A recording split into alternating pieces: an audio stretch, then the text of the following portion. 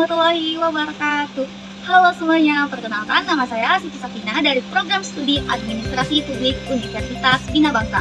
Saat ini saya sedang berada di UMKM Batik Pusaka Banten yang terletak di Jalan Raya Petir, Kompleks Citra Gading, Cipocok Jaya. Yuk ikuti kegiatan serunya.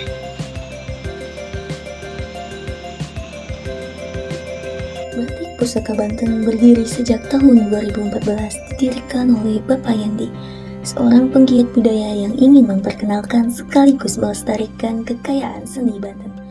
Usaha ini lahir dari tekad sederhana namun mulia, mengangkat ekonomi keluarga, membuka lapangan kerja bagi masyarakat sekitar, dan menjaga warisan budaya agar tidak hilang di telan waktu. Ada berbagai macam motif yang hadir dengan beragam cerita. Di antaranya ada rampak beduk, tombak caringin, ratu ing Banten, memoloan, soang patok, mihrab penembahan, sorosoan, kekupon, keraton Kayibon, babat Banten, sate bandeng, caringin, almadan, leuit, menara Banten, guluk debus, umpak labu, dan lain sebagainya. Menariknya, karya batik ini telah memiliki haki dengan nama Pusakaing Batik Banten, sebuah bentuk perlindungan hukum atas kreativitas dan keaslian motif yang diciptakan. Ini bukan hanya pengakuan, tetapi juga kebanggaan bahwa batik Banten diakui sebagai identitas budaya yang perlu dijaga. Batik sendiri memiliki berbagai macam jenis, diantaranya ada batik cap, batik tulis, maupun batik printing. Proses pembuatan batik cap dimulai dengan menyiapkan kain, merentangkannya, lalu membersihkannya agar warna meresap sempurna. Lilin dipanaskan hingga cair, lalu cap tembaga bermotif khas Banten dicelupkan ke lilin yang panas dan ditempelkan ke kain secara presisi. Setelah itu, kain dicelupkan ke pewarna, lalu melalui proses perebusan untuk melepaskan lilin. Tahap akhir adalah pengeringan dan pemeriksaan kualitas, memastikan motif tercetak rapi dan menonjol. Batik tulis dikerjakan lebih halus dan membutuhkan waktu panjang. Pola digambar secara manual, kemudian dicanting menggunakan lilin panas mengikuti garis-garis motif.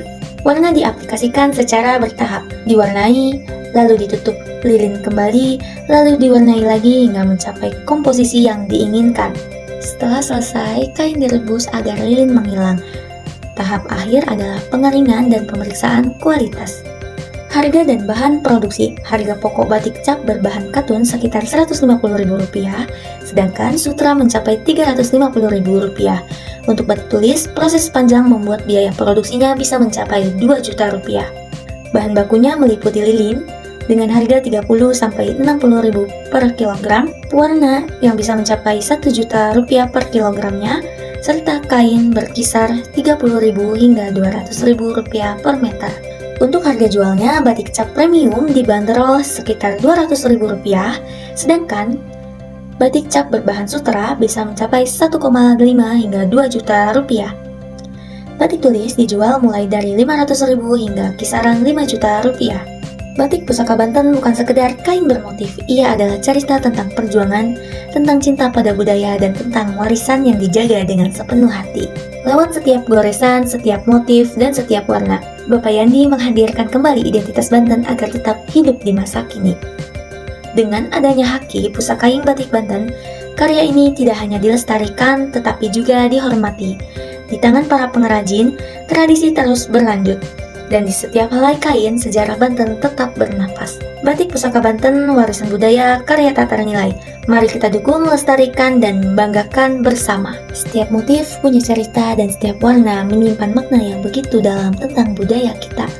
Melalui batik, kita tidak hanya memakai kain, tapi juga mengenakan identitas dan kebanggaan bangsa Indonesia. Jika berkunjung ke Banten, sempatkan datang ke pusat batik ini ya. Terima kasih sudah menemani perjalanan saya. Sampai jumpa.